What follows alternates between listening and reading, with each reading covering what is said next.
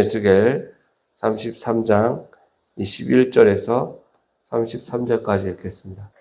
우리가 사로잡힌 지 12째 달 5째 날에 헬에서부터 도망하여 온 자가 내게 나와 말하기를 그 성이 함락되었다 하였는데 그 도망한 자가 내게 나오기 전날 저녁에 여호와의 손이 내게 임하여 내 입을 여시더니 다음 아침 그 사람이 내게 나올 그때에 내 입이 열리기로 내가 다시는 잠잠하지 아니하였노라.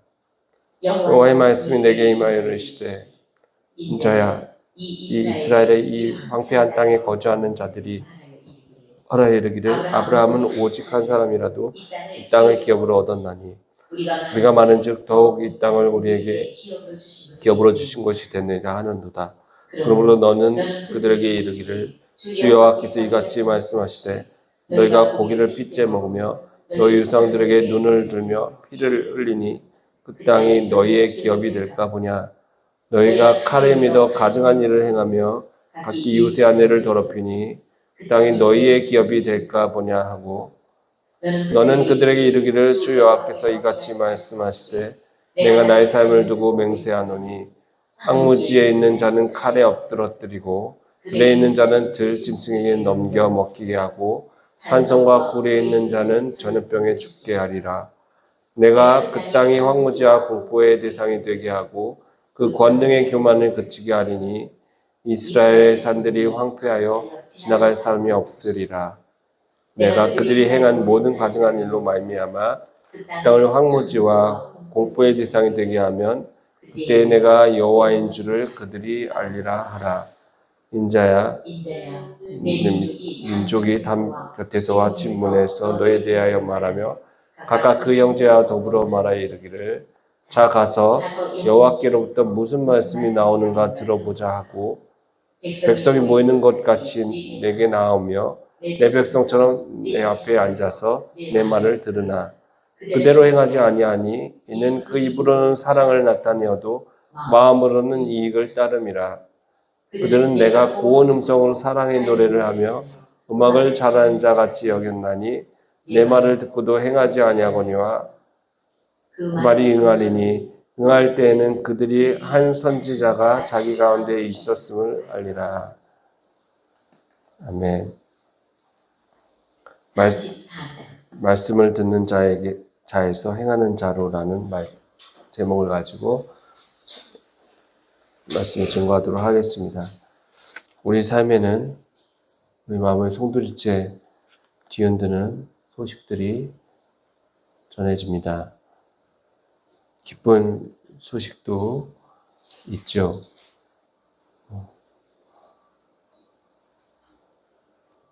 좋은 대학에 합격을 했다는 소식이나 또는 자녀를 낳아서 새 생명이 탄생했다는 소식, 오랫동안 기도했던 그 기도의 제목들이 응답되었다는 소식, 이런 소식들이 있는가 하면 반대로 가슴을 무너뜨리는 그러한 소식도 우리에게 다가오는 것이 우리의 인생입니다.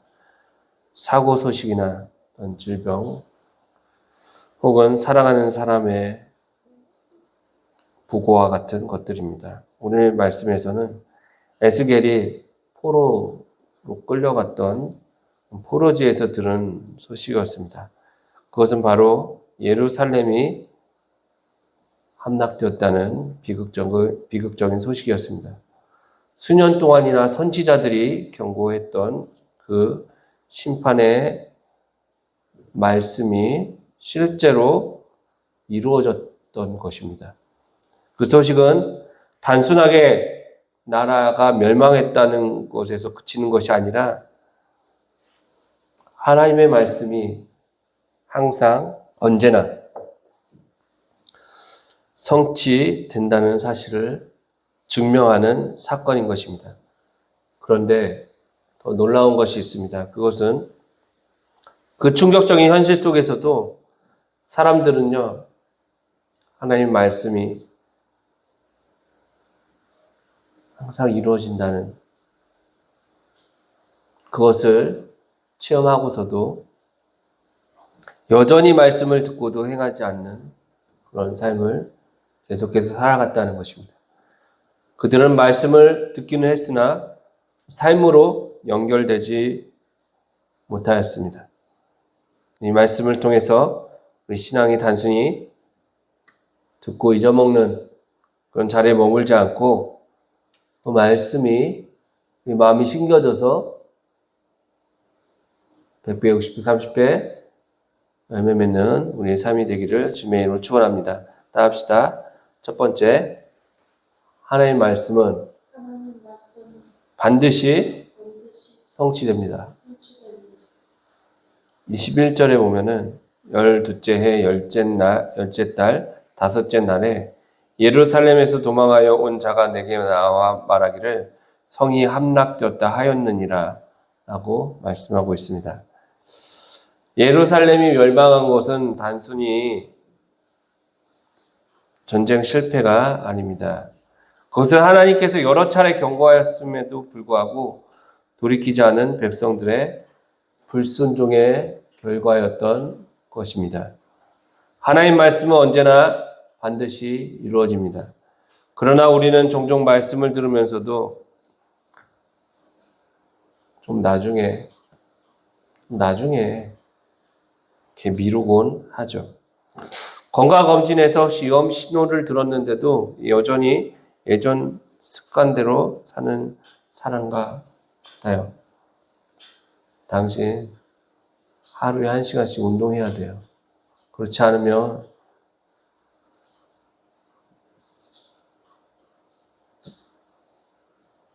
질병을 겪게 됩니다. 어려움이 오게 됩니다. 의사가 검진했는데도 운동하지 않으면 어떻게 되겠습니까? 그렇죠. 말씀을 들었을 때 그것을 오늘 내 삶 속에서 어떻게 구체적으로 적용할지를 생각해야 합니다. 오늘 말씀을 듣고 집에 가서 가족들에게 먼저 화해의 말을 해야 되겠다. 이번 주에는 불평 대신 감사의 말을 하루에 3번 정도 실천하겠다. 내가 가지고 있는 적은 돈이라도 따로 떼어서 주변 이웃을 섬기는데 써야 되겠다. 전도하는데 사용해야 되겠다. 한 어머니가 아이에게 불을 끄고 자라고 여러 번 말했다고 합니다. 언제? 조선시대 한 아이 코롱불 촛불을 켜지 않았어요. 근데 그 말을 그 아이가 무시했다는 것입니다. 그래서 결국 그 방이 다 타버렸다고 합니다.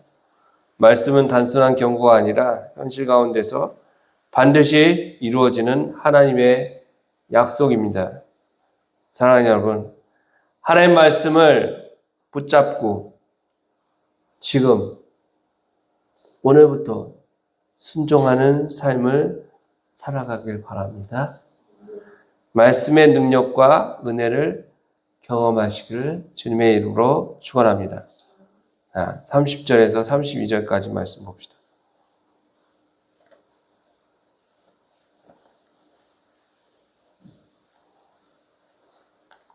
내 앞에 앉아서 내 말을 들으나 그대로 행하지 아니하니 이는 그 입으로는 사랑을 나타내어도 마음으로는 이익을 따름이라. 그들은 내가 고운 음성으로 사랑의 노래를 하며 음악을 잘하는 자같이 여겼나니 내 말을 듣고도 행하지 아니하거니와. 이 말씀은 백성들의 태도를 고발하고 있습니다. 그들은 에스겔에게 모여 말씀을 듣기는 했지만 그 말씀을 듣고 그것을 삶으로 옮기지 않았습니다. 하나님은 그들을 노래를 듣는 사람에 비유했습니다. 마치 좋은 음악을 듣듯 말씀을 듣고 감탄은 하고 있지만 그들의 삶은 전혀 변하지 않았던 것입니다. 한마디로 쇠기의 경을 읽는 안타까운 그런 모습이었다는 것입니다. 오늘 우리의 신앙생활도 이와 같을 수 있습니다. 예배당에 와서 말씀을 듣고 그 말씀이 은혜롭다고 고백하고 감동을 받지만 예배당 문을 나가는 순간 다시 평소에 자신의 모습으로 돌아가게 된다는 것입니다. 다시 똑같은 말과 행동을 반복하게 된다는 것입니다. 만일 그렇다면 우리 역시 형식적인 신앙에 머물러 있는 것입니다. 오늘 우리의 신앙을 점검해 봅시다. 가정에서는 여전히 짜증과 분노로 대하고 있지는 않습니까? 아침에 아이들 등원시킬 때 아이들이 조금 말을 안 들으면은 내가 조금 더 움직이고 부지런하게 준비하지 못했던 그런 모습도 있는데 여전히 아이들 탓을 하면서 짜증과 분노로 대할 때가 있어요. 저도 마찬가지고 또 직장을 다닐 때 항상 상사에 대한 불평과 또한 진실함으로 대하지 않고 상대방을 가식적으로 거짓으로 대하는 그런 직장 생활을 한 적은 없지 않나요? 있지 않나요? 경제적 어려움 속에서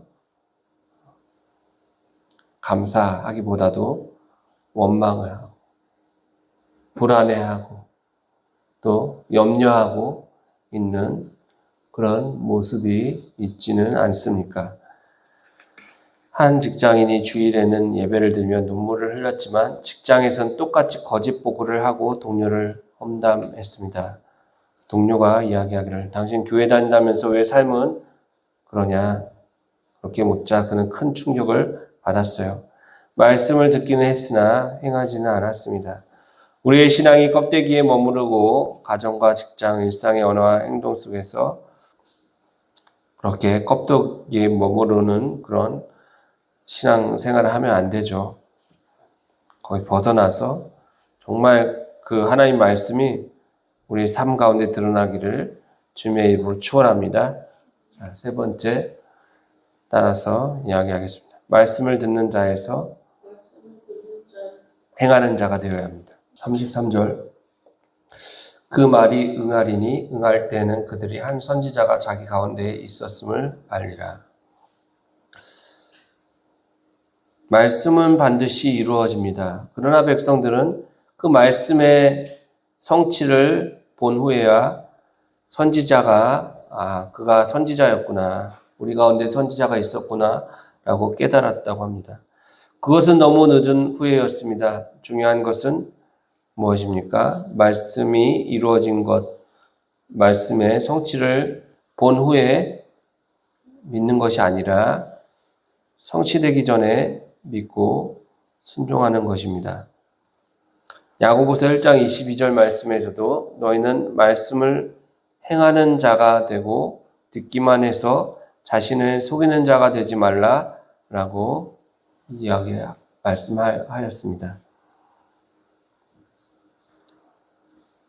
집에 돌아가면 구체적으로 좀 실천해 보시기 바랍니다. 사랑하는 가족들에게, 아이들에게 사랑한다고 표현하고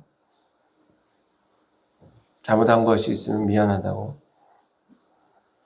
고마운 마음이 있으면 고맙다라고 말하십시오. 직장을 다니게 되면 불평 대신에 격려와 칭찬의 말을 해보시기 바랍니다. 이웃에게 한 주에 한 번은 작은 친절과 섬김을 실천하시기 바랍니다. 하루에 10분이라도 하나님의 말씀을 읽고 그 말씀대로 반드시 한 가지를 실천해 보시기 바랍니다. 한 교인이요 매번 예배 후에 은혜 받았다고 말하면서 그 삶은 달라지지 않았습니다. 그러던 어느 날 말씀 내가 들은 것 가운데 한 가지만이라도 실천해 보자라고 결심했다고 합니다. 작은 것이었지만 매일 가족에게 따뜻한 말을 건넸다고 합니다. 놀랍게도 성도의 가정이 분위기가 달라지기 시작했습니다. 그런 작은 실천을 통해서 큰 변화를 만들었던 것입니다. 사랑하는 여러분, 말씀을 삶으로 살아냅시다. 하나님의 영광을 드러내는 성도가 다 되시기를 주님의 이름으로 축원합니다. 결론입니다. 예루살렘의 멸망 소식은 우리에게 세 가지 교훈을 주었습니다. 하나님의 말씀은 반드시 이루어진다는 것입니다. 두 번째로 듣기만 하고 행하지 않는 신앙이 가장 위험하다는 것입니다. 하나님은 우리를 말씀을 행하는 자로 부르신다는 거예요. 사랑하는 여러분, 우리 말씀을 듣고 돌아설 때 각자 구체적으로 실천할 한 가지를 결단합시다. 작은 결단이라도 삶 속에서 말씀을 살아내는 순간 하나님께서 우리의 삶과 가정과 일터를 반드시 주의 은혜로 변화시킬 것입니다. 기도합시다. 아멘. 이제는 우리 주 예수 그리스도의 구원의 은혜와 하나님 아버지 크신 사랑하심과 성령님의 감화 감동 역동하시고 말씀을 듣고 행하는 지혜로운 자가 되기를 원하는 세수방 성교교회 위와 주의 사랑하시는 백성들을 이제로부터 영원토록 함께 하실지어다. 아멘.